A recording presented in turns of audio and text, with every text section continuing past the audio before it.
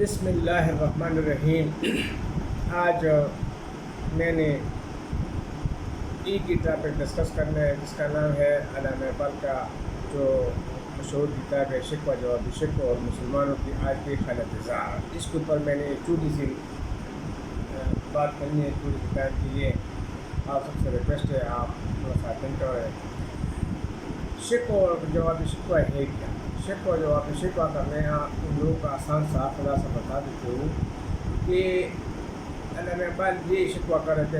اللہ تبارک و تعالیٰ سے کہ اللہ آج مسلمان کیوں پوری دنیا میں ذلیل و خوار ہو رہے ہیں۔ ہمارے تو آباء و اجداد اور اسلاف وہ تو حکمران رہے ہیں، یہ ایک دن ہے۔ تو ایکچولی یہ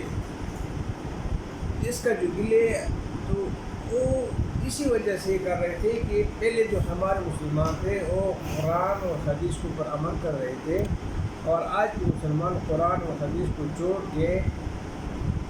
الگ سائڈ کے اوپر چلے گئے ہیں، راستے سے ہٹ گئے ہیں۔ اس راستے سے ہٹنے کی وجہ سے علامہ اقبال نے شکوہ اور پھر جواب شکوہ دیا تھا، کیونکہ لوگوں نے اس ٹائم کی جو مولوی حضرات تھے انہوں نے فتویٰ لگایا تھا کہ کس طرح کے اس میں شکوہ لکھیں۔ اس کے بعد جب میں پھر جواب شکوہ آ گیا تو پھر پتہ چلا کہ یہ تو شکوہ کس بات کی ہے؟ اس بات کی ہے کہ آج پوری دنیا میں مسلمان کیوں ذلیل ہو رہے ہیں، اور اس وجہ سے ذلیل ہو رہے ہیں کہ مسلمان Muslims are going more and more away from Islam۔ یہ اصل میں یہی بات ہے کہ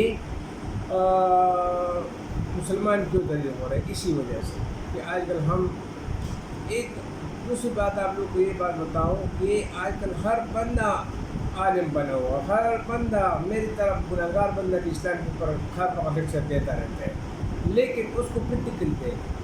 اس کا بزنس دے کہ کوئی بزنس میں کیسے ہے، اس کی پریکٹیکل لائف چیک کرے کہ پریکٹیکل لائف میں کیسے ہے، آپ کو ویو نظر آئے گا۔ اس طرح علامہ اقبال نے یہ کوشش کی کہ مسلم امت دوبارہ اٹھے اور دنیا کے اوپر حکمرانی کرے، اور اس کے لیے اس نے تک وہ تو بہت ساری کی اور اپنے شاعری کے ذریعے مسلمانوں کی بہت زیادہ رہنمائی کی کہ آپ لوگ برائے مہربانی واپس اپنے لائن کے اوپر آ جائیں تاکہ آپ لوگوں کا جو مقام ہے وہ آپ لوگوں کو مل سکے۔ بہرحال وہ بھی آخر میں مایوس ہو گئے، لیکن آپ لوگ ابھی دیکھیں کہ کشمیر میں، فلسطین میں، شام میں اور اس کے ساتھ افغانستان میں کیا ہو رہا ہے۔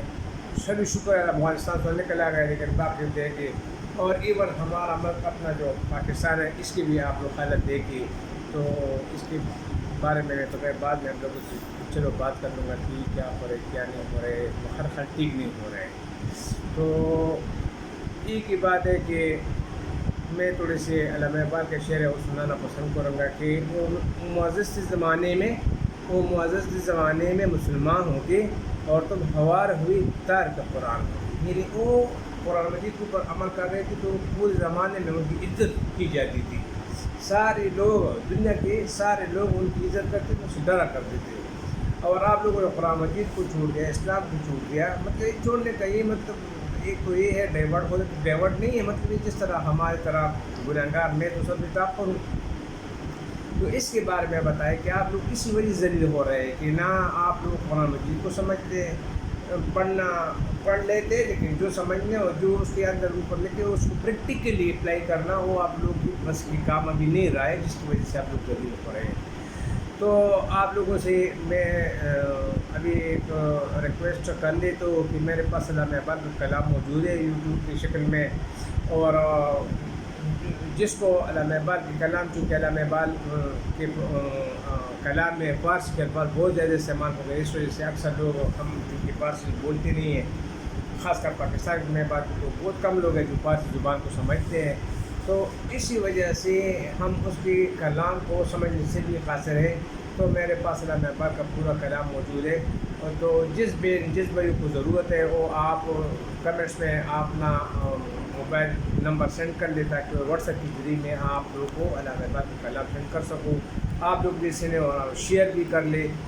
اور علامہ اقبال کے کلام کو اپنے دوستوں کو، اپنے احباب کو، تاکہ وہ سمجھیں، اور میں بھی کوشش کروں گا، آپ لوگ بھی کوشش کریں کہ ہم لائن کے اوپر آ جائیں اور صحیح مسلمان بنیں، جو مسلمانوں کی ادائے ہے اس ادائے کے اوپر آ جائیں۔ اب اس کے بارے میں تھوڑی سی میں اپنی طرف سے ایک بات کر لوں کہ اللہ تعالیٰ غفور رحیم ہے، اس میں کوئی شک نہیں. ہمارے آبا و اجداد کے اوپر مہربان کیوں ہوتے ہیں اور ہم سے کیوں ناراض کیوں ہے؟ ناراض تو ہوتا نہیں ہے، ناراض ہو جاتے ہیں تو ہم تو پتہ نہیں کس پوزیشن میں ہو جاتے ہیں. وہ تو اتنا بڑا ہے اور اس طرح غنی ہے کہ ہم پورا دن گناہوں میں مبتلا رہتے اور صبح اٹھتے ہی پر ہمارے لیے نئے رزق کا حساب کتاب اللہ تعالیٰ دے کے وہ دے دیتے ہیں. مطلب یہ کہ ہم اس مطلب کسی پریشانی کا شکار اس کی سائڈ سے نہیں ہوتے، لیکن ہماری طرف سے اپنے لیے پریشانیاں ہیں جو ہماری وجہ سے بنی ہوئی ہیں. تو وہ ہم سے وفا کرتے ہیں، لیکن اس میں ایک بات ہے کہ قل هو اللہ احد اللہ الصمد لم یلد ولم یولد ولم یکن له کفوا احد. اس کی پوری تشریح میں نے کہا تو لیکن احد ہے، واحد ہے اور وہ پیار کرنے والا ہے. ویسے صرف ایک لفظ کے لیے میں نے پورے صورت پڑھ لی، لیکن ایک بات بتا دوں کہ اللہ کے بارے میں کہ اللہ یہ بھی کچھ عجیب ہے، باوفا تو بھی پروادی ہے. مطلب یہ کہ اس کے وہ ہم سے پیار کرنے والے یہ نہیں ہے، لیکن بھی پروادی ہے. آپ نماز نہ پڑھے کوئی ٹینشن نہیں ہے، آپ تلاوت نہ کرے، آپ اللہ کو یاد نہ کرے، آپ اس کو دھوکہ دے دیں، آپ اپنے کو اپنے لوگوں کو رشتہ داروں کو دھوکہ دے دیں، مطلب پیسے پلاننگ بنانے میں کامیاب ہو جائے، کچھ بھی آپ کر لیں، کچھ بھی آپ کر لیں، لیکن اس کو فرق نہیں پڑتا ہے. اس طرح اللہ تعالیٰ کی عجیب قسم کے ادائے ہیں، اس کے باوجود وہ رزق دیتا رہتا ہے. وہ ابھی آپ پر ڈپینڈ کرتے ہیں کہ آپ نے جولی ہے، اس کے اوپر سے تو حلال رزق پہننا ہے نا. ابھی آپ کی جولی پہ ڈپینڈ کرتے ہیں کہ آپ لوگ کون سا جولی، گندی جولی پہلا لیتے ہیں یا صاف جولی پہلا لیتے ہیں. گندا جولی پہلا لیتے تو پاک رزق گندا ہو جاتے ہیں، اور اگر آپ لوگ کی جولی صاف ہو تو وہ صاف ہو جاتے ہیں. بتانے کا مقصد یہ ہے کہ اللہ تعالیٰ ہمارے اوپر بہت زیادہ مہربان ہے، لیکن ہم اپنے اوپر بالکل بھی مہربان نہیں ہے. تو ایک مرتبہ پھر آپ لوگوں کو بتاتا ہوں کہ میری ویڈیو کو آپ لوگ کی لائک بھی کیے، شیئر بھی کریں، اور کمنٹس میں جن لوگوں کو اللہ مہربان کی قرار کی ضرورت ہے سمجھنے کی، میرے خیال میں تو سب کی ضرورت ہے. تو آپ لوگ مجھے کمنٹس میں اپنا واٹس ایپ والا نمبر سینڈ کر لیں، اسی کے اوپر آپ لوگوں کو اللہ تعالیٰ کا پورا کلام میں سینڈ کر دوں گا. تو آپ لوگوں سے گزارش ہے کہ میرے لیے بھی دعا کریں، اپنے لیے بھی آپ لوگ خوش کریں، کے لیے میں دعا کروں گا کہ اللہ ہم سب کے اوپر اپنا رحم کرم کرے اور اس لائن کے اوپر آ جائے جس لائن کے اوپر ہمارے ابا آ جائے. بہت بہت شکریہ، بہت شکریہ اللہ.